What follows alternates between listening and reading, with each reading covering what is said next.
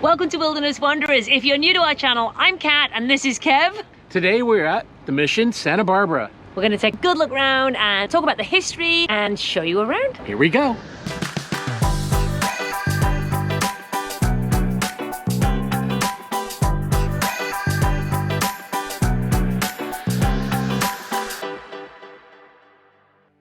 The Santa Barbara Mission is located 2 miles northeast of Santa Barbara City.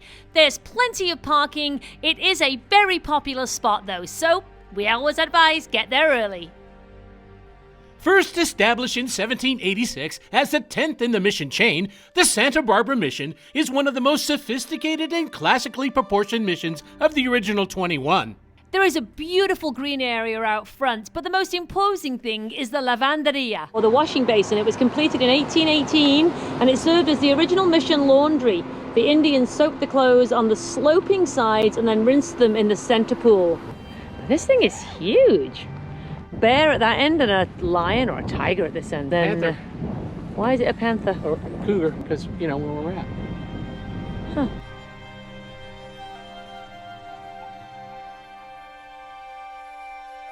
These grapevines are typical of the missions. They would grow everything. The primary crop was wheat, in addition to corn, beans, barley, and peas. They also grew pears, apples, squash, citrus, tomatoes, and cherries. In the memory of the very Reverend Father Junipero Serra, the pioneer missionary of California, founder and president of its first 9 missions. And he was also the founder of the town of Santa Barbara. All right, let's go ahead and go up the grounds and take a look inside this beautiful mission. Completed in 1820, the Santa Barbara Mission is the only original mission church to survive unaltered into the 20th century. Its historic sanctuary light has never been extinguished.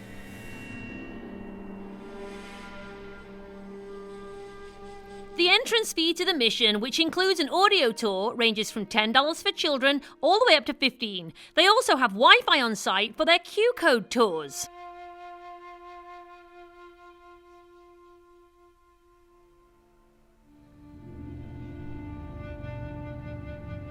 If you're enjoying this video, please give us a thumbs up, because that's the best way to let YouTube know that you love us. This is the inner quadrangle. It's the oldest one here at the mission and has many names. Over the years it's been called Padre's Garden, the Patio Garden, the Monk's Garden, and more recently the Sacred Garden. The quadrangle through the years has reflected the Franciscan values of community life and their reverence for creation as a reflection of God. It was also a workspace for the Chumash in residence at the mission. In this area, girls spun wool and prepared it for weaving on looms. Shoemakers and others also worked in this quadrangle. Before the mission period, 25,000 Chumash people lived in 150 villages along the central coast. The California missions aimed to bring religion and sustainable farming practices to native populations, and many Chumash people converted to Christianity. In 1824, there was a revolt against the well-known mistreatment and unhealthy living conditions. It is difficult to accurately describe the living conditions of the Chumash people at the time, as the only written history we have is from the church.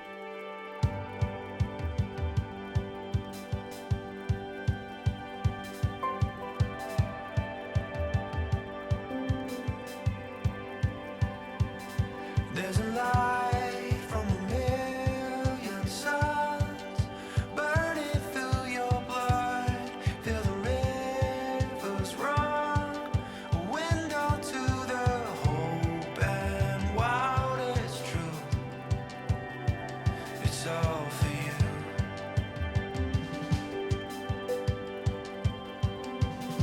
There's a song and it sings in the Early on the first day of the week, while it was still dark, Mary Magdala came to the tomb and saw the stone had been moved from the entrance. As we mentioned, this is still an operating Catholic church. And now we're going to head out to what is my favorite, the cemetery. The first registered burial was on August 8, 1787. It is estimated that over 4,000 Chumash people were interred here. With the burial of friars, Europeans, and Mexicans, there is obviously not enough room to contain that many bodies. It was common practice back then to exhume bodies to make space for further burials. It is unknown what happened to the remains of those that were exhumed. breath and let the light out. Let it take your heart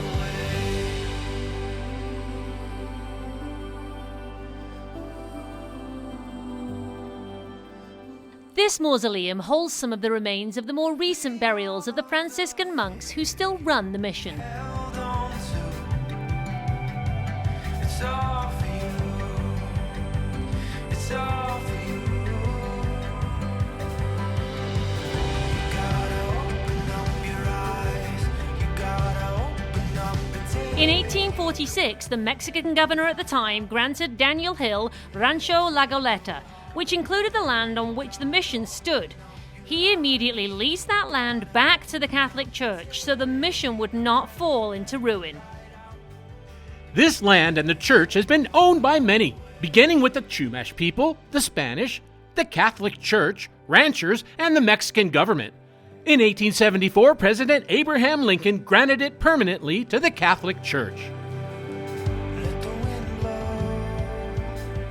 Actual human skull and crossbones were a traditional sign for marking a cemetery in Spanish colonial times.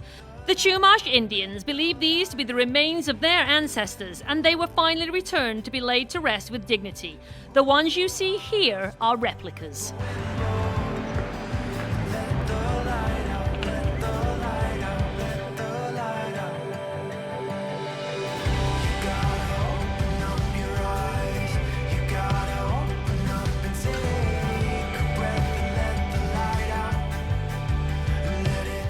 Completed in 1787, the first mission church at Santa Barbara was of logs with a thatched grass roof and required replacement in 1789. The church from 1794 was constructed from adobe and tile. The fourth and present church was built after the great earthquake of 1812 completely ruined the previous adobe version. Construction began in 1815 and was complete by 1820.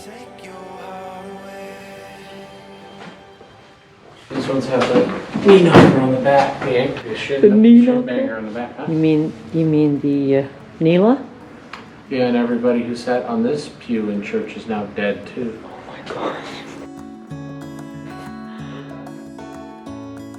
Behind this mask, you will see a face of disdain.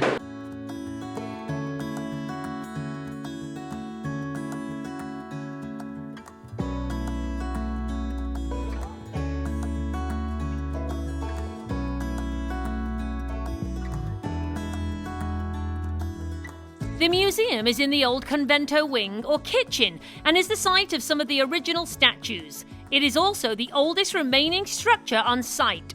The mission is a wonderful place for 5th graders to come and learn more about the California missions. They can learn how it has been preserved over the years, how they obtained water, and what food they grew, prepared, and ate.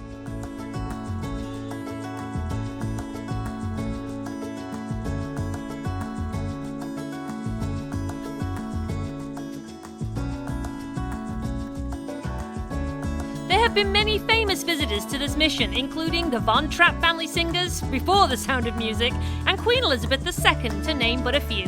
We had a wonderful day, learning more about the Santa Barbara mission and the history of the area. Don't forget to hit that like button and join us next time as we continue our adventures along the Central Coast. Until then, we'll see you on the trail.